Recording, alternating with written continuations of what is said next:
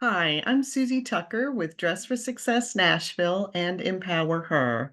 And today we're going to be talking about building self-esteem and confidence. So, to begin with, ask yourself, what do you think of when you think of self-confidence? So, basically, self-confidence is how secure a person is in her own decisions and actions and how free she is from doubts. It's not they will like me, it's I will be fine if they don't like me. So, we're going to be talking about some tips to actually boost our self confidence. There may be things that we think would help our self confidence that if we read about or have been told will boost our self confidence that may not actually do that. So we'll go over a few of those items first, and then we'll talk about what will actually help in this area.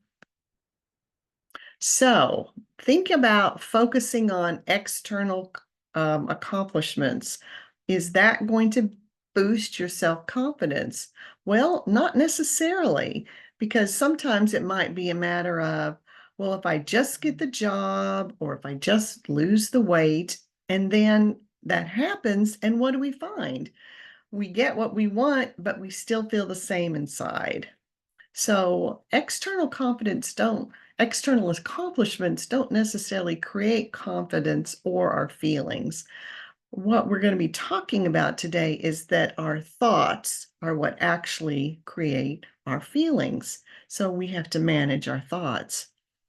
If you think you're not smart enough, or if you don't work hard enough, and then you get a promotion, it's not going to change those thoughts. You may tell yourself, well, it's just dumb luck, or, um, there was nobody else that was, in competition with me. But if you think that way, then you're just going to keep your insecure thoughts. How about validation from other people? Is that something that will boost our self-confidence? Well, not necessarily. You're basically asking other people to offer you a thought that you can think yourself. So, I mean, it's nice to get praise and, to be flattered. And so for a few minutes, you might believe that thought because somebody else said it, and then you feel better, but you haven't really changed your underlying thoughts. So it doesn't stick, it doesn't last very long. It's said that insecurity is like Teflon. Nothing anybody else says or does will stick, it will all slide off, unfortunately. How about repeating positive affirmations? We've always heard about, well, if I could just say it over and over again, this is going to make me feel better. But the issue is actually have to believe what you're saying for it to work.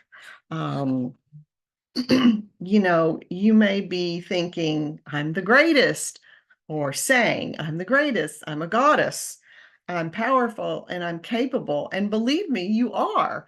But if you don't believe that, then it's not going to help. So, we're going to talk about neutral thoughts a little later, and that's a real good way to build up into actually believing these positive thoughts and increasing your self-confidence. So, as we've said, confidence is created by your thoughts. What you want to do is train your brain to work in your own best interest. And just like anything else, any kind of new habit, it absolutely takes practice. So you already have the qualities that you need. You may not have the knowledge yet, or the skills, or the experience, but you have the capabilities to get there. And that is what produces confidence, but it has to be coming from what you are thinking about that. That's why it doesn't help much to think about accomplishment of the past. But one thing that really does work is to think about challenges that you have overcome in the past. Um, it's not about the external accomplishment itself, but about believing in your own capabilities, your own drive, and your own ability to accomplish what you want to accomplish.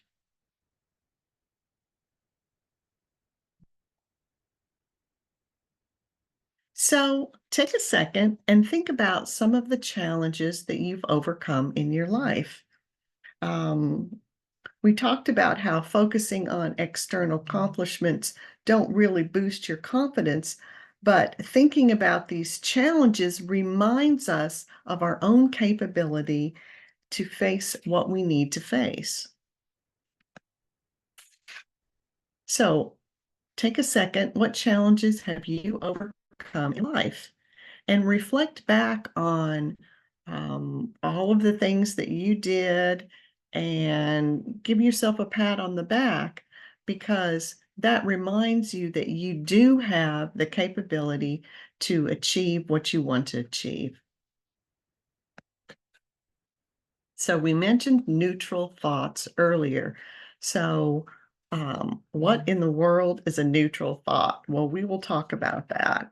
Um, And this is a good thing to practice because it will help you get where you want to be as far as having the confidence and thinking positively, but actually believing those thoughts. So, a neutral thought is a thought that you already believe is true, um, and expresses a more measured or neutral belief about yourself or the world. So over time, as you practice thinking neutral thoughts, this builds up and then you can ladder up to more positive thoughts. So it's a little hard to explain, but let me give you a good example. So maybe this is your current thought. If I make a mistake, I'm going to get fired. This is a typical thought of someone who might have low self-esteem or low confidence. So the positive affirmation that you don't believe yet maybe is, I'm great at my job and I know I'll succeed. And maybe you believe that. That's great. You're way ahead of the game. But if you're not quite there yet, the neutral thought would be, I've gotten good feedback on my work, and one mistake doesn't negate everything that I've contributed. So, as we practice this neutral thought, which isn't this pie in the sky thing that we haven't quite reached, we can kind of work our way up to more and more confident and positive thoughts. So here's another example. And as I said, practicing neutral thoughts is the key. So maybe your thought is, I will never have the body that I want to have. But the positive affirmation that you don't quite believe yet is, my body is perfect and I have lots of energy. So, what might a neutral thought be that kind of is in between, that it's more positive than your current thought, but is something that you can actually believe and you can take hold of? Well, a neutral thought might be, I have a human body and it allows me to move around and experience the world. If there's, a part of your body or something about your body that you're not happy about, you can say, well, I mean, I have a typical body and it does a lot for me and it helps me to accomplish what I want to accomplish.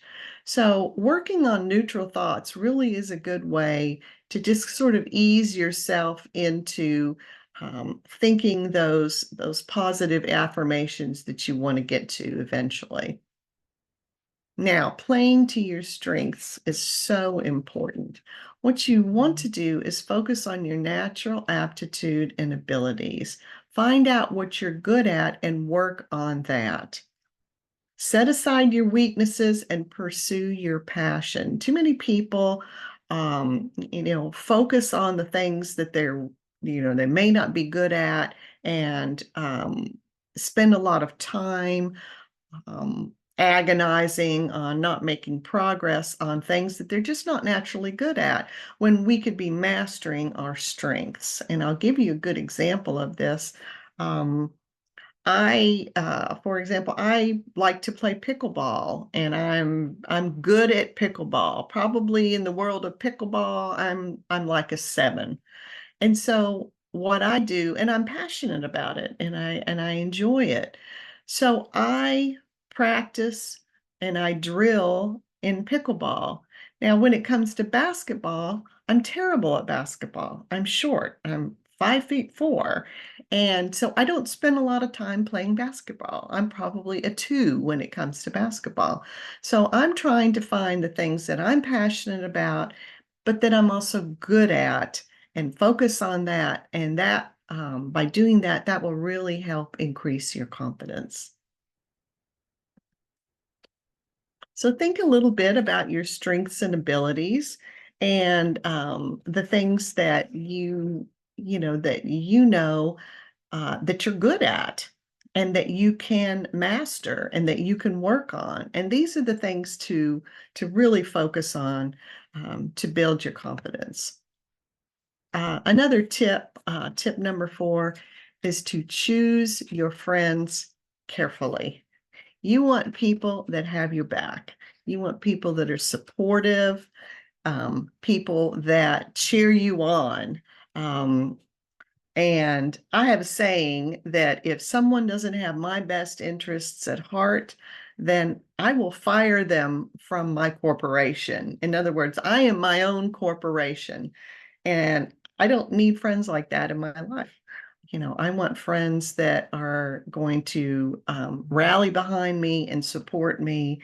And the other thing that's nice about friends, especially if you've had some, for many years, they can remind you of the challenges that you have been through in your life and how you overcame them.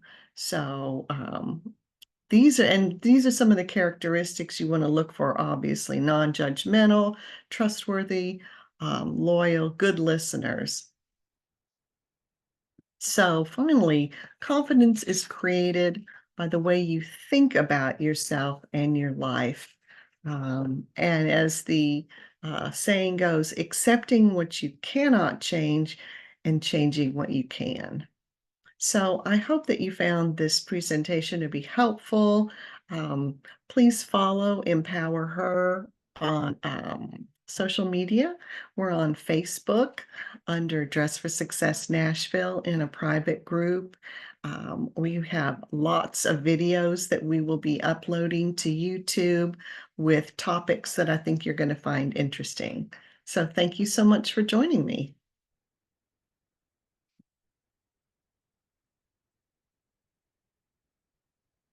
Mm.